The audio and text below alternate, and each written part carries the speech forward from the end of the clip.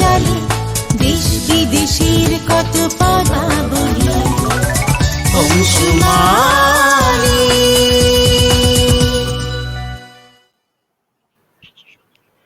প্রিয় দর্শক বন্ধুরা, আমরা চলে এসেছি অংশুমালী আয়োজিত ভাষাতত্ত্ব বিষয়ক অনুষ্ঠান বর্ণবীক্ষণের আজকের পর্ব নিয়ে। আমাদের সঙ্গে প্রতি পর্বের মতোই রয়েছেন ভাষা গবেষক নারায়ণ চন্দ্র দাস। নারায়ণ বাবু, হ্যাঁ, আপনাকে আজকের অনুষ্ঠানে স্বাগত জানাই। আজকের আমাদের এখানে আমাদের বাঙালিদের সবার জন্য আজকের একটি বিশেষ দিন। আমাদের এখানে যদিও বা আজকের 25শে বৈশাখ, কিন্তু আর কি বাংলাদেশে গতকাল হয়ে গেছে। এই বাংলাদেশ এবং আমাদের মধ্যে একটু তারিখের একদিনের হেরফের হয়।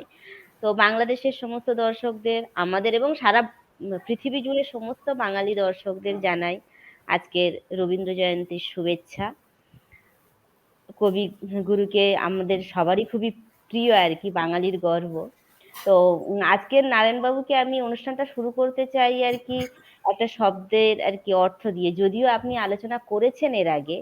আমি চাইবো আপনি যদি কবি শব্দটা, কবি অর্থই আমরা বুঝি কোথাও গিয়ে কবি সমান সমান রবি ঠাকুর আমাদের কাছে হয়ে গেছে। বাঙালি মানেই কবি সমান সমান রবি ঠাকুর আমরা বুঝি।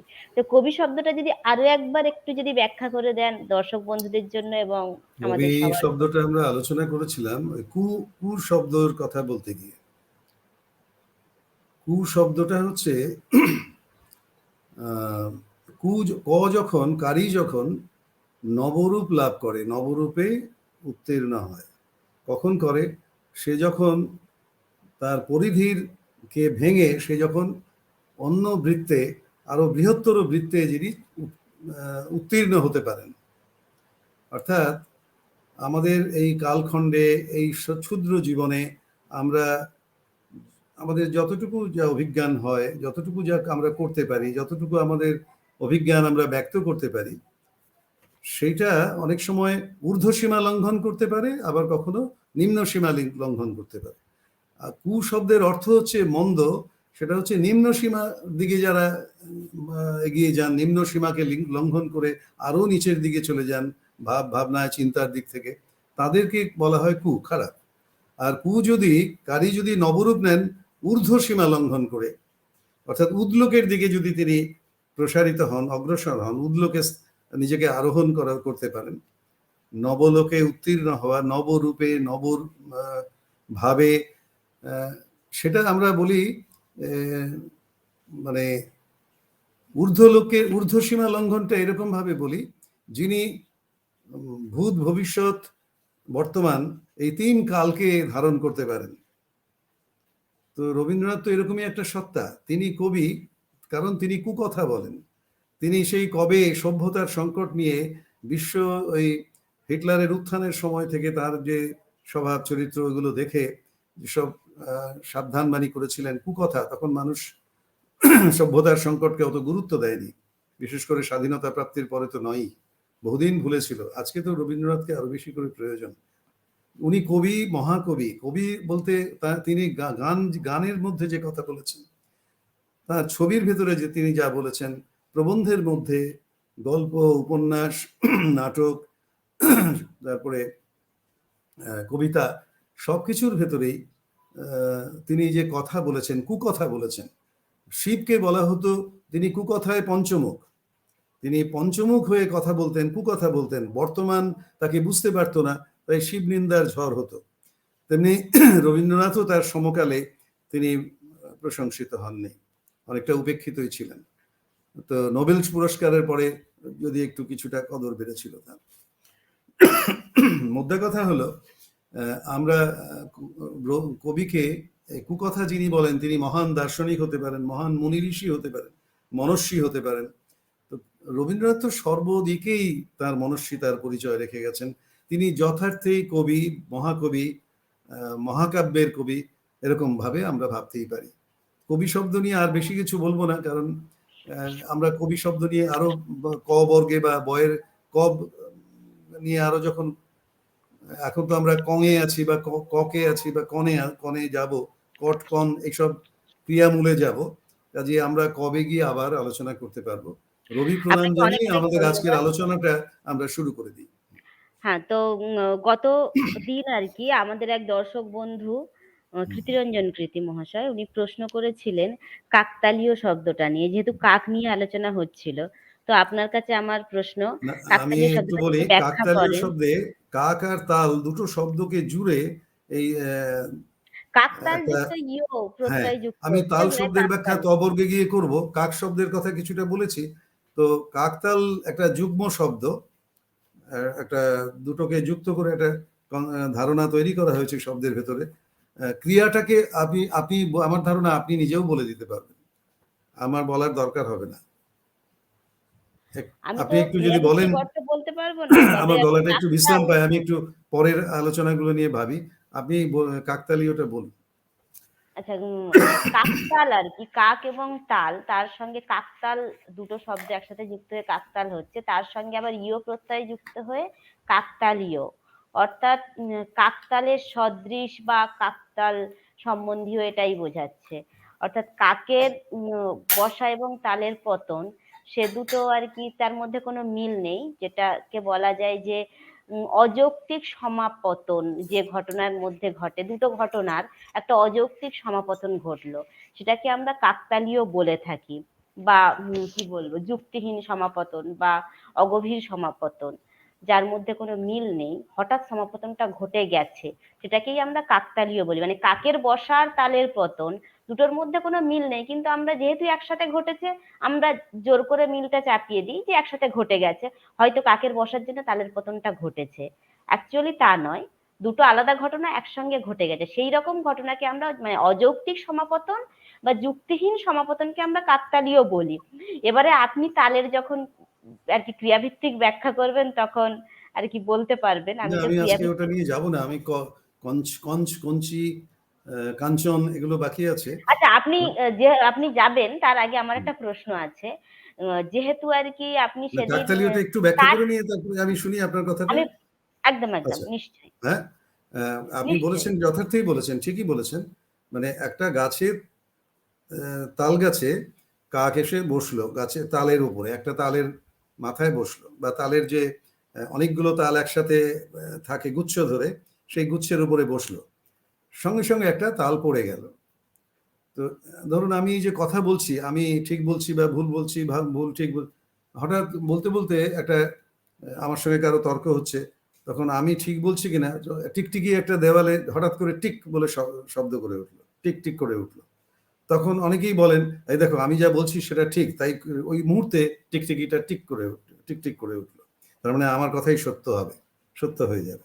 অর্থাৎ কার্য কারণ সূত্র বা ঘটনার পেছনের কারণ কি, সত্য কি, সেগুলো না জেনেই একটা যুক্তিজাল বিস্তার করে কাকতালীয় ব্যাপার ঘটানো, এরকম ঘটনা সাধারণ মানুষের জীবনে প্রত্যক্ষে আমরা সবাই করে থাকি। তালটা হয়তো পেকে গেলে তাল পড়ে যাবে, তার যে পেকে গেলে সে আয়তনে বড় হয়, তার ওজন বেড়ে যায়, গাছের ডাল যে ডালের সঙ্গে যেটা মোটার উপরে দাঁড়িয়ে ধারণ করে থাকে, মোটা ধরে রাখতে পারে না তার ওজনকে, সেটা পড়ে যায়। এটা হচ্ছে তালের ধর্ম, সে পড়ে যাবে। এবার কাক তো যখনই যেখানে যখন গাছগাছালি নিয়ে অনেক দূরে একটা তাল গাছ, সে হয়তো ছুটে যাচ্ছিল পাশ দিয়ে, সে ভাবলো আমি একটু তাল গাছের তলায় বসি, গাছের তলায় বসতে পারে বা উপরে বসতে পারে। সেই মুহূর্তে একটা তাল পড়ে গেল, যেই মুহূর্তে কাকটা বসলো তখনই একটা তাল পড়ে গেল। এই দুটো ঘটনার মধ্যে কোনো আন্তঃসম্পর্ক আছে কিনা এই নিয়ে চুলচেরা বিশ্লেষণ চলতেই পারে, কিন্তু এর ভেতরে এইটাকে যুক্তিশাস্ত্রে বা ন্যায়শাস্ত্রে এনে এইটার ভিত্তিতে কোনো একটা সিদ্ধান্তে আসা, এটা যে ধরনের মূর্খামি বা অজ্ঞতার পরিচয় হয়, অযৌক্তিকতার পরিচয় হয়, সেই ব্যাপারটা বোঝানোর জন্য এই শব্দটার বহুল ব্যবহার আছে কাকতালীয় শব্দ। কাকের আর তালের দুটো আলাদা আলাদা অস্তিত্বের সমাপতন, যেটা আপনি বললেন অত্যন্ত সঠিকভাবে বলেছেন, এই অর্থেই কাকতালীয় শব্দটা ব্যবহার করা। বলুন। আপনি অনেক অনেক ধন্যবাদ আপনাকে। তো আপনি গত দিন আর কি কাঁচ কাঁচ কাঁচ কাঁচা এইসব নিয়ে আলোচনা করেছেন। তো আমি চাইবো আপনি যদি কাঁচিটাও নিয়ে একটু আলোচনা করেন। হ্যাঁ, কাঁচি হ্যাঁ, একটা যন্ত্র, যেটাকে কাঞ্চন, আমরা কাঞ্চন কাঁচি আছে। কাঁচি আচ্ছা, কাঁচি। আপনি তো কাঞ্চন নিয়ে আলোচনা করবেন বললেন। আমি চাইছি যে যেহেতু আপনি কাঁচ নিয়ে আলোচনা করেছেন, আপনি সেদিন আমি কাঁচিটা একটা নিয়েও একটা আলোচনা শব্দ বলেছিলাম, আমি পরে শুনে মনে হলো এর মধ্যে বিভ্রান্তি সৃষ্টি হতে পারে। আমি কাঁচ যে তৈরি হয়, আমি একটা দ্য গ্লাস বলে একটা বিখ্যাত বিশ্ববন্দিত একটা ডকুমেন্টারি ফিল্ম দেখেছিলাম, কাঁচ কিভাবে তৈরি হয়, সেগুলো এখনো অস্পষ্ট হয়ে গেছে ছবিগুলো, কিন্তু সেই ছবির প্রস্তুতির শৈলীটা খুব খুব পাকা হাতের কাজ। এবং যেসব কর্মচারীরা সেই কাজগুলো করতেন, গলিত উত্তপ্ত কাঁচের দ্রবণ, স্বচ্ছ কাঁচের যে তরলায়িত অবস্থা, সেইটাকে ওই একটু এদিক ওদিক হলেই ওই ডাইসের ভেতরে রেখে নানান রকম দ্রব্য, শিল্প, আসবাবপত্র বা মূর্তি, এগুলো তারা তৈরি করতেন। অদ্ভুত অদ্ভুত, সেগুলো বিস্ময়। তো সেইখানে সেই কাজের পদ্ধতিটা খুব পাকা, কিন্তু কাঁচ তো মেটেরিয়ালি খুব কাঁচা। কাঁচের যে কাঁচ খুব ভঙ্গুর, কাঁচ খুব চট করে ভেঙে যায়, তার আয়ু বেশি দিন থাকে না। একটা ছোট্ট টোকাতেও কাঁচ ভেঙে যেতে পারে, একটু কাঁচের টেবিলের উপরে রেখে ওর উপরে ভর দিলে কাঁচটা টুকরো টুকরো হয়ে যেতে পারে। আজকাল অবশ্য আধুনিক জীবনে অনেক কাঁচের ঘরে অনেকে বাস করেন, সেগুলো স্টিলের মতো, অ্যালুমিনিয়ামের মতো বা হার্ড মেটালের মতো শক্ত হয়ে বিজ্ঞান যায় যত কংক্রিটের। উন্নত হয়েছে কাঁচও তত আর কিন্তু কি দীর্ঘ সহনশীল। হাজার হাজার বছর ধরে, শত শত বছর ধরে আমরা কাঁচের সঙ্গে ঘর করছি, কিন্তু সেই কাঁচ খুব ভঙ্গুর। আমাদের অনেক বাগধারাও আছে, কাঁচের ঘরে বাস করে লড়াই করো না, মানে কাঁচ তো ভেঙে যাবে। অর্থাৎ কাঁচের ভেতরে কাঁচা কচিদের যে কঞ্চের একটা ক্রিয়াভিত্তিক ধারণার মধ্যে রয়েছে, সেই ভাবটা রয়েছে। কঞ্চ মানে হচ্ছে চ বর্ণটা অদ্ভুত বর্ণ একটা। আমরা ওই ইচ্ছার কথা বলি, অথচ কর্মফল আলোচনা করছি।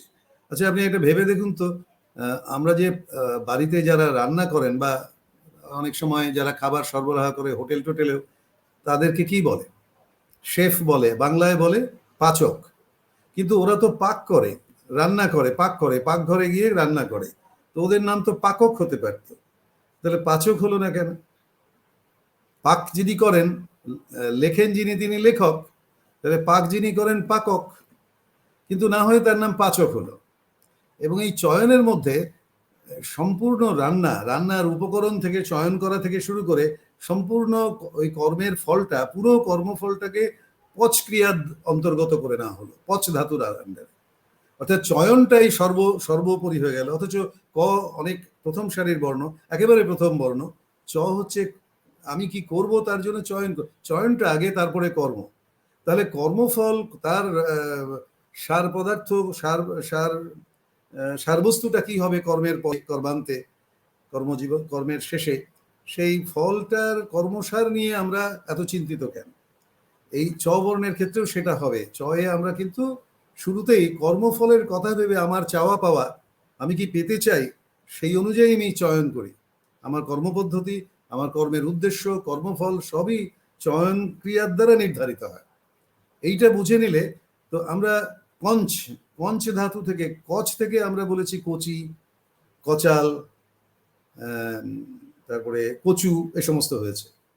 হ্যাঁ, কচ মানে কারীর চয়ন কর্ম বা চৈত কর্মের যে কর্মফল হবে, সেটা নবরূপ লাভ করবে। অর্থাৎ সারবস্তু না থেকে সেখানে অন্তঃসার, সারই থাকবে না। অর্থাৎ থাকলেও এত নগণ্য, আপনারা জানেন, এটা বোঝার ব্যাপার আছে যে প্রচুর খাদ্যমূল্য নেই তা না, আছে। কিন্তু প্রকৃতিতে এত সম্পদ ছিল, আগেকার দিনের মানুষ যারা শব্দ তৈরি করছেন, তারা দেখেছেন কচু কেউ খেতে চাইতো না, কারণ ওর খাদ্য মূল্য অনেক কম। এখন জনসংখ্যা বেশি, খাদ্য সুলভ নয়, বন্টন ব্যবস্থা বৈষম্যের জন্য সাধারণ দরিদ্র মানুষেরা বাধ্য হয়ে কচু খাচ্ছেন এবং পরম তৃপ্তির সঙ্গে খাচ্ছেন। আমরা অনেকেও সেটা খাই, মাঝে মাঝে খাই। তো এই কচু শব্দটা হচ্ছে অন্তঃসারের জন্য কর্মফল চয়ন করার সময় উল্টো ফল, অর্থাৎ যেখানে সারবস্তু কম, সেইটা হয়ে গেল কচু। আর এই অর্থগুলো ফিক্সড হয়ে যাচ্ছে, এটা হচ্ছে বিপজ্জনক। আমরা কাঞ্চন শব্দে দেখব, কাঞ্চন শব্দটা শোনাতে গিয়ে ফিক্সড হয়ে যাচ্ছে, কিন্তু কঞ্চ ক্রিয়াটা কাঞ্চনের মধ্যেও আছে, কাঁচির মধ্যেও আছে, কাঁচের মধ্যে আছে, আর কাঁচার ভেতরে কিন্তু কচ আছে। আমরা যে কাপড় কাচি, কাপড় চোপড় কাচি, কি করি আমরা? কচলাই কাপড়টাকে, খার মিশিয়ে তারপর ওটাকে আছাড় মারি বা কচলাতে থাকি, ঘষাঘষি করি, যাতে কাপড়ে লেগে থাকা কাপড়ের রঙের বাইরে অন্য রং লেগে গিয়ে নোংরা হতে পারে, মলিন হতে পারে, ধুলোবালি পড়ে মলিন হতে পারে। তারপরে অপরিষ্কার এই মলিনতা যখন ভরে যায়, তখন সেটা তার যে স্বাভাবিক রং, তার যে স্বাভাবিক স্বচ্ছতা, একটা কাপড়ের ক্লিনলিনেস, একটা পরিষ্কার পরিচ্ছন্ন ভাব, সেইটা নষ্ট হয়ে যায়। তখন ওটাকে কচলিয়ে আমরা কি করি, ক্ষার সহযোগে আমরা এই মলিন উপাদানগুলোকে, যেগুলো মানে ধুলো ময়লা যেগুলো, সেগুলোকে আমরা দূর করে দিই। দূর করে দিলে আবার স্বাভাবিক সুন্দর তার অরিজিনাল রং, অরিজিনাল তার টেক্সচার ফুটে ওঠে। তো এই যে ব্যাপারটা হচ্ছে, এইটা হচ্ছে কাঁচা। এই কাঁচও তাই, কাচের আধার হচ্ছে কাঁচা। হ্যাঁ, তো আমরা ওই কাচের মতো স্বচ্ছতাই নিয়ে আসি আমরা যখন কাপড় কাচি, মানে ময়লাগুলোকে দূর করে স্বচ্ছতা নিয়ে আসি কাপড় চোপড়ে। ফলে কাচের যে প্রপার্টি, কাঁচার ভেতরেও একই জিনিস আছে। কাচের আধার হলো কাঁচা। কাঁচা ক্রিয়াটার ভেতরে ওই কাচ যেভাবে করা হয়, মানে কচকে কি করি আমরা, কচের আধার আমরা কচা বলি না, দর কচা মেরে যায়, মানে কাঁচা ভাব রয়ে গেছে। তো ওই কাঁচা ভাবটা কাচের মধ্যে আনতে হবে, কাঁচা ভাবটা যাতে। হ্যাঁ বলেছি। আচ্ছা, তো এই কঞ্চর ভেতরে ধরুন অনেক শব্দ আছে, অকিঞ্চন, অকিঞ্চিতকর, তারপরে কঞ্চু, কাঁচুলি, কাঞ্চন, কাঁচি। আপনি কাঁচির কথা বলছিলেন, আমি কাঁচিতে আসি। কাঁচি, কঞ্চ কথাটা কিভাবে এসছে, কম যোগ চ, কম যোগ চ। এখন কঞ্চ ইয় হলো কেন, যেহেতু চ বর্গের চয়ের আগে অনুস্বার, অ্যাকচুয়ালি ওটা কমটা তো, মটাও তো ওই অংরূপিণীরই খেলা, এগুলো, কিন্তু মটা তখন ওখানে হয়ে যাবে, যেহেতু চয়ের আগে বসছে, চয়ের আগে ম হলে ওটা তখন ইয় হয়ে যাবে, সেই জন্য এটা কঞ্চ। তো এবং এই মটা হচ্ছে সব কম, আমি কম যোগ চ বললে সবচেয়ে ভালো হবে, কঞ্চ। আমরা বলছি কঞ্চ, মানে কারীর রহস্যময় চয়ন বা চৈত কর্মফল। কঞ্চ মানে হলো ধাতুরূপ যেটা, ক্রিয়ামূল যেটা, তার মূল অর্থটা হচ্ছে কারি সে যখন কম করবে, চয়নটা এমন ভাবে করবে তার রহস্যময়তা খুব একটা থাকবে না, কমে আসবে, সবচেয়ে কম হয় কমে। আর যেগুলো ইয়, মূর্ধন্য, দন্তন্য, এগুলোতে রহস্যময়তার পরিমাণটা বেশি। চন্দ্রবিন্দু অনুসারে সবচেয়ে বেশি, অংরূপিণী, একেবারে অদৃশ্য, একেবারে বিন্দু রূপিণী, যে সমস্ত কসমস জুড়ে, বিশ্বব্রহ্মাণ্ড জুড়ে পরিব্যাপ্ত। তো সেই বিন্দু রূপিণী মেটেরিয়াল, কণা বা ওয়েভিকল, তার কথায় আমরা যাচ্ছি না। আমরা কারি রহস্য, সেটা সবচেয়ে কম হচ্ছে কমে, কম ধাতুতে। কম যোগ অ, কঞ্চ, মটা ইয় হয়ে গেল, কঞ্চ। এই কঞ্চ যদি সক্রিয় হয় তাহলে সেটা কঞ্চি হবে। কারি কমে যায় কিভাবে, বৎসের মধ্য দিয়ে, কচি সন্তান, আমাদের যেসব সন্তানাদি হয়, একটা বাঁশঝাড়ের একটা বড় বাঁশ, সে হচ্ছে, ধরুন আমি যেমন একটা পরিবারের একটা সিনিয়র বড় সদস্য, তাহলে আমার যারা সন্তানাদি হচ্ছে তারা হচ্ছে কঞ্চি। তাদের কর্মফল চয়ন করার ক্ষমতাটা এখনো কচি কাঁচা তো কম রয়েছে, ফলে কঞ্চ ধাতুটা তাদের ভেতরে কাজ করছে। এইটা এদেরকেই বলা হয় কঞ্চি। বাঁশ কি করে, সে নিজেকে বিকশিত করে, মানে ছোট ছোট কঞ্চির মতো করে সে ছড়িয়ে যায়, ছড়িয়ে গিয়ে সে নিজের আত্মবিকাশের রাস্তাগুলো খুলে রাখে। অর্থাৎ নিজে একা তো সব, নিজের বংশ বিস্তার করে নিজের আত্মবিকাশ করতে হবে। তো এই চয়ন কর্মের চয়ন ক্রিয়াটাকে বুঝতে গেলে বুঝতে হবে, আমি একটু ওই কোট করছি কলিম খান রবি চক্রবর্তীর গ্রন্থ থেকে, শব্দার্থকোষ থেকে। চয়ের অর্থটা আরো পরিষ্কার হবে এখানে। অস্তিত্বের গতিশীলতা বা বিকাশ। আমরা তো অস্তিত্ব অ থেকে আয়ে যাই, আধারে যাই, ঢুকি, তারপরে রস্যইয়ের আধারে গিয়ে গতিশীল হই, অনেক পরে আমরা চয়ন কর্মে আসবো। তো অস্তিত্বের যে গতিশীলতা বা বিকাশ, যার অর্থ হচ্ছে বাইরের অন্য অস্তিত্বকে, অন্য সত্তাকে যখন নিজের মধ্যে এনে নিজের বৃদ্ধি সাধন করতে হবে বলে চয়ন করা হয়। আমার আত্মবিকাশের জন্য, আমার বৃদ্ধির জন্য, আমি যে কর্মজগতে ঢুকছি সেখানে যাতে আমি অন্য সত্তাগুলোকে অধিকরণ করে তাদের টেনে এনে আমার ভেতরে আত্মীকরণ করে, সেটা নোহাউ হতে পারে, বিদ্যা হতে পারে, জ্ঞানফল হতে পারে, ক্ষেত্র হতে পারে, উপকরণ হতে পারে, সেই সমস্ত অন্য সত্তাগুলোকে আত্মীকরণ করে আমরা কি করব, আমাদের যে লক্ষ্য, চৈত সারবস্তু যেটা উৎপাদন করব, যে কর্মফল প্রাপ্ত হব, আমরা যেটা চাই, সেই চাওয়ার যে জন্য যে আত্মবিকাশের দরকার, সেই নিজের বৃদ্ধি সাধন করবে বলে যা আমরা চয়ন করি, যা যা চয়ন করি, সবটাই চয়ন কর্মের মধ্যে এসে যায়। এই যে সেই জন্য কঞ্চ দিয়ে অনেক কিছু হতে পারে। এই কঞ্চ দিয়ে, কঞ্চের আধার হচ্ছে কাঞ্চ, কাঞ্চ, কাঞ্চ থেকে কাঞ্চা। নেপালি ভাষাতে সন্তানদের কাঞ্চা বলে, কচি বলে, ওরা কচি বলে না, ওরা বলে কাঞ্চা। কাঞ্চারে কাঞ্চারে বলে একটা গান ছিল একটা নেপালি ভাষা, হিন্দিতে কোনো একটা সিনেমায় ছিল না, কাঞ্চা। নেপালিরা কিন্তু ওরা ছোট ছোট কচি কাঁচাদের কাঞ্চা বলে।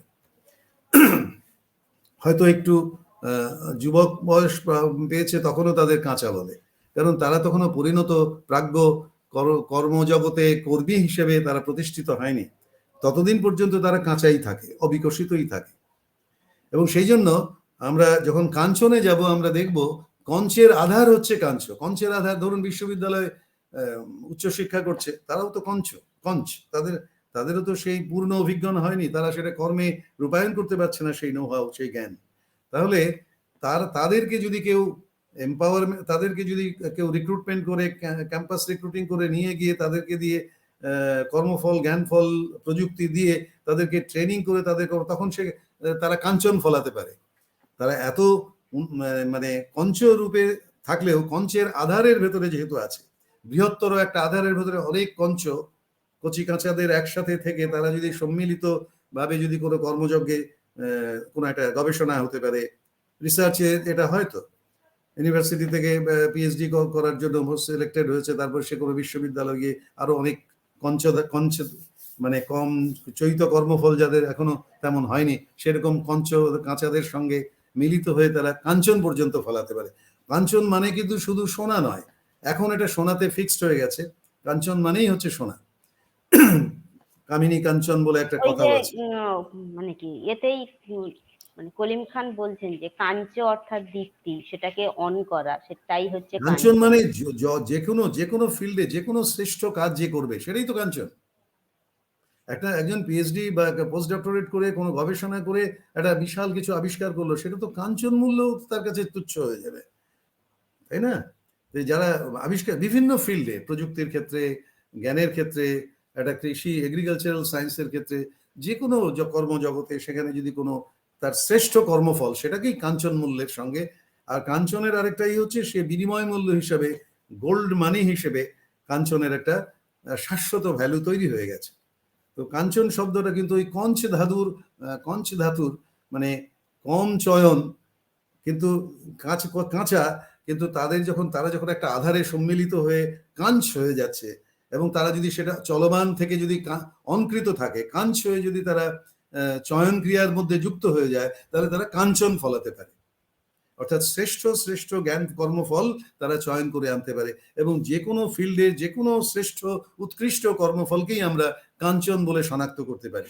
এভাবে করা হতো প্রাচীনকালে। আজকাল আমরা শুধু কাঞ্চনকে সীমায়িত করে, ফিক্সড করে, প্রতীকী শব্দার্থ তত্ত্বের কাজই হচ্ছে ক্রিয়াকে অবজ্ঞা করে কোনো একটা পণ্যে, কোনো একটা নামে, কোনো একটা বস্তুর ভেতরে সেটাকে ফিক্স করে দেওয়া, কোনো একটা ক্রিয়ার একটা ক্ষুদ্র টুকরোর ভেতরে ঢুকিয়ে দেওয়া, লোগো দিয়ে দেওয়া, যে এইটা দিয়ে আমরা এটা বোঝাবো, এর বাইরে কিছু বুঝবো না, মুখস্থ করে ওইটা ডিকশনারিতে লেখা থাকবে, ওইটা আমরা মুখস্থ করে শিখবো। কিন্তু ক্রিয়াভিত্তিক বর্ণভিত্তিক তত্ত্বে আমরা কিন্তু ওইভাবে আমরা শব্দার্থ দেখি না। আমরা ক্রিয়াকে আগে নাম দেওয়া হতো, ক্রিয়া বলা হতো না, সেটাকে বলা হতো ভাব বা আখ্যাত। এটা যারা নিরুক্ত করেছেন তারা জানেন। ভাব, চিন্তা ভাবনার যে ভাব, আমি একটা ভাবছি একটা জিনিস নিয়ে, মন দিয়ে ভেবে চলেছি, আমার কাছে অদৃশ্য প্রচুর হাইপোথিসিস ঘুরে বেড়াচ্ছে। সেগুলোই তো যখন আমরা চয়ন করে নিয়ে এসে যখন কর্মফলে কাজ করি, সেটা কঞ্চ হিসেবে যখন আমরা সেই কোনো একটা বৃহত্তর আধারে যুক্ত হয়ে আমরা নেমে পড়ি, এককভাবেও করে তারা কাঞ্চন ফলাতে পারে। তো যাই হোক, আমি এগুলো বেশি বলে যাচ্ছি বোধহয়। আমি কাঁচাত্ব বলেছিলাম, কাঁচ কিন্তু কাঁচাই, আর কাঁচিটাও তাই।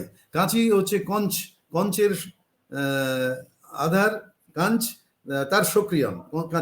কাঁচির ভেতরে ওই কম চয়নটা আছে। কাঁচি দিয়ে আমি একটা কাপড় কাটবো বড় থান থেকে, দেখবেন কাঁচি কম করে কাটে, একটু করে কাটে, পুরোটা একবারে কাটতে পারে না। মানে এই যে তার যে চয়নের কর্মফলগুলো টুকরো খণ্ড, সে সমগ্রটা কে একসাথে খুব দ্রুত ইয়ে করে করতে পারে না। এই কাঞ্চি মানেই সে তার ভেতরে একটু উন্নত্ব আছে কাঁচি, এবং কাঁচিও কিন্তু বেশি দিন টেকে না, কাটতে কাটতে তার ধার কমে যায় এবং তারপরে সেটাকে তার কাঁচির যে গঠনটা দেখবেন সেটাও দুর্বল, আবার একটা নতুন কাঁচি রিপ্লেস করতে হয়। কারণ ওরা ওই মেশিনে যেভাবে আরো উন্নত যন্ত্রপাতিতে কাঠের চেরাই কলে যেভাবে কাটে, কাঁচি কিন্তু সেই তুলনায় কম দুর্বল, অশক্ত, ভঙ্গুর, এবং তার পারফরমেন্স উৎপন্ন ফলটাও অনেক কম কম করে হয়। সেই জন্য কাঁচি ওই কঞ্চ ধাতু থেকে এসেছে। কাঞ্চন, কাঁচুলি, কাঁচুলিটাও এখন একটা বিশেষ অর্থে মেয়েদের বক্ষাবরণী হিসেবে কাঁচুলি বলা হয়। এটা অ্যাকচুয়ালি শব্দগুলো ছিল কঞ্চুক বলা হতো। কঞ্চ নবরূপে, কম চয়ন নবরূপে উন্নীত হয়ে একটা ক্রিয়ার সঙ্গে যুক্ত হয়ে একটা কর্মফল হিসেবে আসছে কঞ্চুক, সেটাই হয়ে গেল কঞ্চুলি। কঞ্চ নবরূপে কঞ্চ লালিত যে আধারে, সেটা কঞ্চুলি। কঞ্চুলিকাও বলা হতো, সংস্কৃতে কঞ্চুলিকা। কাঁচলি, তার থেকে শুদ্ধ রূপ হচ্ছে কাঁচলি, সেটাকে এখন বলা হয়, কি বলা হয় বাংলায়? কাঁচুলি, কাঁচুলি বলা হয়। চয়ের ভেতরে রস্যকার ছিল না, কাঁচলিতে চ লয় রস্যিকার লয় দীর্ঘিকার দুটোই চলে। তো এই কাঁচলি, আপনি হ্যাঁ কি আপনি মনে হচ্ছে কঞ্চু আর কৌঞ্চ শব্দটা নিয়ে আলোচনা করবেন বলছিলেন। কঞ্চু আমাদের আর তো ক্রুঞ্চ, সময় নেই, ক্রুঞ্চ, ক্রুঞ্চ এবং সময় নেই, ক্রুঞ্চ আপনি থেকে যদি এটা ছোট করে বলে দেন। ওই কঞ্চ, কঞ্চটা যদি কারি যদি আবর্তনশীল হয়, একই কাজ বারবার করতে থাকে, তাহলে ক্র হবে। তা সে যদি আবার নবরূপ নেয় তাহলে ক্রু হবে, ক্রুঞ্চ। কঞ্চটাই ক্রুঞ্চ হয়ে গেল। আর ক্রুঞ্চের বৃদ্ধি, ক্রুঞ্চ হইতে জাত, সে হচ্ছে ক্রঞ্চ। ক্রঞ্চ আপনারা রামায়ণের যে স্রষ্টা, সেই বাল্মীকি যখন রামায়ণ লিখছেন, ক্রঞ্চ আর ক্রঞ্চির পীড়নের কাহিনী শুনে রামায়ণের ওই প্রথম যে লাইনটা বেরিয়ে আসে, মা নিষাদ প্রতিষ্ঠা। হ্যাঁ, তো এই যে এই ক্রঞ্চ, এটার মধ্যে ওই কর্মফল চয়নের ব্যাপার আছে। আসলে এক সময় ওই বলি রাজার পুত্র বান রাজা, বলি রাজা তো ট্যাক্সেশন, বলি দিতে হতো প্রজাদের, রাজাকে বলি দিতে হতো মানে ট্যাক্স দিতে হতো। তো বলি রাজা সেই জন্য প্রথম ভারতবর্ষে ট্যাক্সেশনের ক্যাপিটালের আগেই উদ্ভব হয়েছে।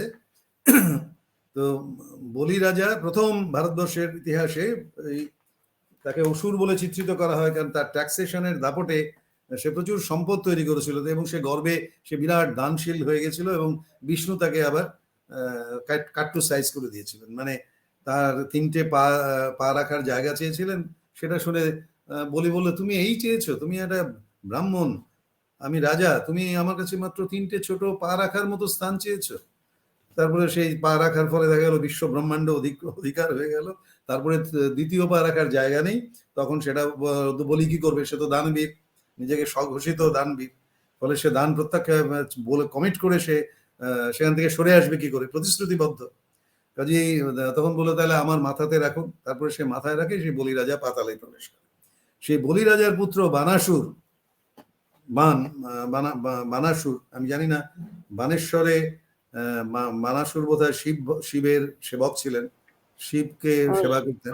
বান রাজা মানে কি শিবের সেবক ছিলেন, সেই কারণে অনেক জায়গার নাম বানেশ্বর, মানে বানের ঈশ্বর শিব। অনেক জায়গার নাম, মানে এই নামগুলো রামগড়, রামনগর, রামপুর, অনেক জায়গায় আছে। কেন রাম তো সারা সবকিছুর ভেতরেই রাম আছে। তো কাজে সব জায়গাতেই রাম আছেন। রামের জন্মভূমি হতে পারে, রামের কীর্তি হতে পারে। রামকে সবাই প্রত্যক্ষ করেন, প্রত্যেকের হৃদয়েও প্রত্যক্ষ করতে পারে।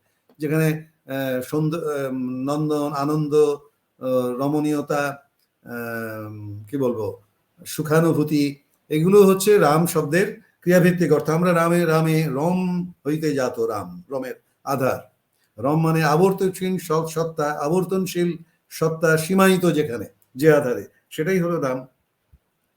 তো সেই রাম থেকে রোমান, আরাম, অনেক রকমের শব্দ হয়েছে, হারাম শব্দটাও হয়েছে, হায় রাম করতে করতে মানুষ এখনো কাঁদেন। হায় কৃষ্ণ, কে আমাদের কৃষ্ণকে হরণ করলো, কে আমাদের রামকে হরণ করে নিল, কেড়ে নিল। হ্যাঁ, হরে রাম হরে কৃষ্ণ, এই যে গানটা, এর মানে হচ্ছে রামকে কে হরণ করে নিল, কৃষ্ণকে কে হরণ করলো, সেই বিলাপ সাধারণ মানুষ বহু বছর ধরে, হাজার হাজার বছর ধরে সেই বিলাপ করে চলেছেন আজ কীর্তনের মাধ্যমে। তো সেই আমরা রামে চলে গেলাম, আমরা কি ছিলাম, আমরা রামপুর, রামনগর, এরকম বানেশ্বর। আমাদের কুচবিহারে শহর থেকে উত্তরবঙ্গে কুচবিহার এবং আলিপুরদুয়ারের মাঝখানে একটা ছোট্ট জায়গা আছে, জনপদ, সেটার নাম হচ্ছে বানেশ্বর। ওখানে একটা বানেশ্বরের মন্দির আছে, একটা বড় সরোবর আছে, সেটা অনেকে দর্শনার্থীরা যান, টুরিস্টরা যান। তো এই বান রাজারই অনুকরণে সেখানে কোনো গড় তৈরি হয়েছিল, মন্দির হয়েছিল, বানেশ্বর নামে বিখ্যাত। বানাসুর এক সময় রাজত্ব করতেন, কারণ হিমালয়ের কথা আছে, বান কি বলে, ক্রৌঞ্চরন্ধ্র, যেখান দিয়ে মানস সরোবরে যাওয়া যায়। আর কাঞ্চন বলতে গিয়ে কাঞ্চনজঙ্ঘাটা বলিনি। কাঞ্চনজঙ্ঘা মানে হিমালয়ের যদি একটা যে কোনো সত্তা, কোনো পুরুষ বা রমণী যেন শুয়ে আছেন, ধরুন কাশ্মীরের দিকে মাথাটা, আর পাটা ধরুন মেঘালয় টেঘালয় দিয়ে একেবারে এই বলে জায়গাটা ডিব্রুগড়, যেখানে একেবারে বার্মার বর্ডার পর্যন্ত, তারপরেও আছে যেন একটা শুয়ে আছে কেউ, তার জঙ্ঘাটা পেছন দিকে নিতম্বটা উঁচু হয়ে আছে, মানে কাঞ্চনজঙ্ঘা।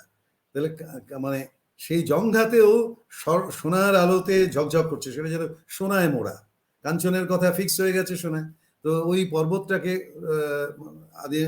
ওই কাঞ্চনজঙ্ঘার আশেপাশে তারা এটাকে বলতেন, যার জঙ্ঘা কাঞ্চন দিয়ে মোড়া তাকে কি গ্রামে ডাকবো, তাকে কাঞ্চনজঙ্ঘা বলে ডাকবো। তো এটাও আমি বলে দিলাম। এই ব্যাখ্যাটা কাঞ্চন শব্দের নেপালি ভাষায় বা চাইনিজ টিবেটান ভাষায় অন্য কোনো অর্থ আছে কিনা আমাকে খোঁজ দিতে হবে বা জানতে হবে। তো কম্পারেটিভ ফিলোলজির ব্যাপার, আমি অত সময় পাই না, বয়স হচ্ছে, বেশি বয়সে কাজ, এটা নিয়ে ভাবনা চিন্তা করছি, বলতে পারবো না। তো এরকম আমি কি কোথায় ছিলাম, ক্রঞ্চতে। তো সেই ক্রঞ্চকে একটা হংস পাখির মতো ভাবা হয়।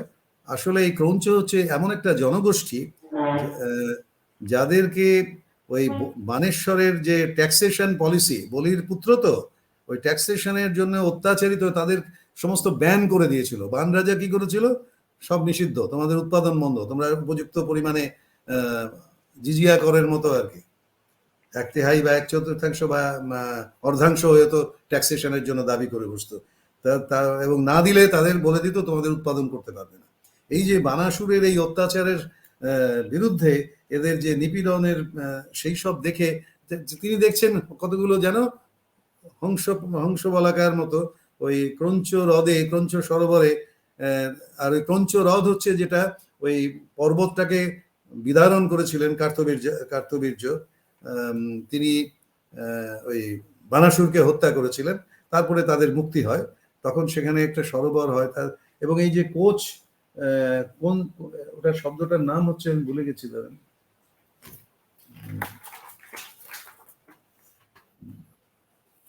ওকে বলে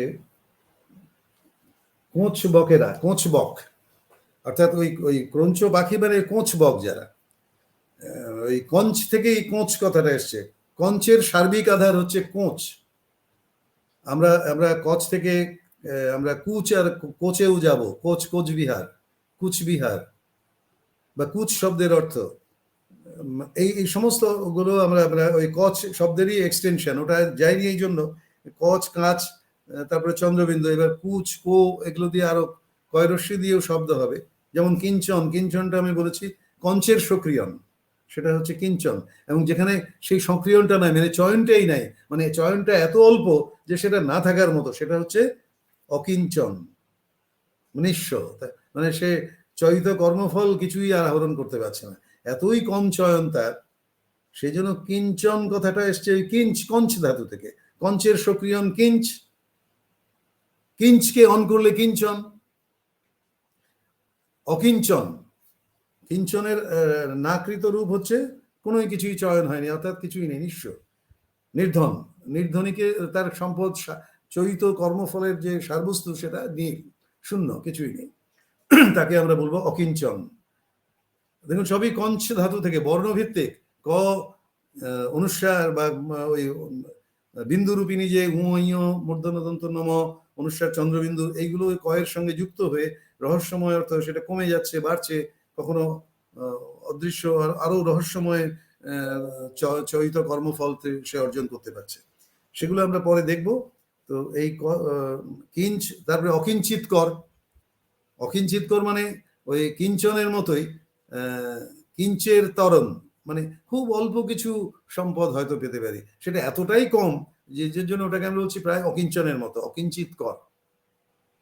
অকিঞ্চিত, নারায়ণবাবু, হ্যাঁ, আমাদের তো এগুলো সময় কিন্তু নেই কঞ্চ একদম, ধাতু আপনি থেকে যদি একটু এসেছে। কৌঞ্চটা শেষ হ্যাঁ, করেন। ক্রঞ্চর ব্যাপারটা শেষ হয়ে যাবে। ক্রঞ্চটা হচ্ছে সেই সেই নিপীড়িত জনগণের প্রতীক ছিল ওই কোঁচ বক, একটা পাখি। তাদের নিপীড়ন দেখে বাল্মীকি সেই শ্লোক রচনা করেছিলেন। এটা ওই কর্মফল চয়ন ক্রিয়ারই একটা বহিঃপ্রকাশ।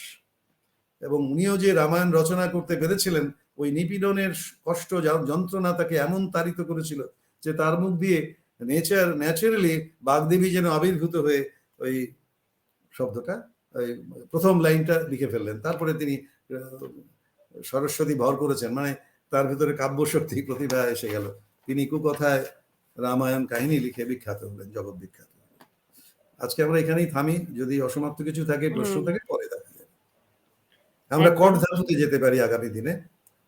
অসমাপ্ত বা কোনো প্রশ্ন থাকলে সেটা আগামী দিনে বলবো, প্লাস আমরা আগামী দিন প্রশ্ন নিয়ে কট আসবো ক্রিয়া মোড়ে চলে যাব। অবশ্যই। দর্শক বন্ধুদের জানাই অনেক অনেক ধন্যবাদ। আপনাদের যদি কোনো প্রশ্ন থাকে আপনারা অবশ্যই কমেন্ট বক্সে সেই প্রশ্ন রাখুন। আর ভালো থাকুন, সুস্থ থাকুন সবাই। নারায়ণবাবু, আপনিও সুস্থ থাকুন। নমস্কার। আজকের মতো সবাইকে শুভ সন্ধ্যা জানাই। সবাইকে আবার শুভ আগামী শুভরাত্রি। পর্বে আগামী বৃহস্পতিবার সবার সঙ্গে দেখা হবে একই অনুষ্ঠানে।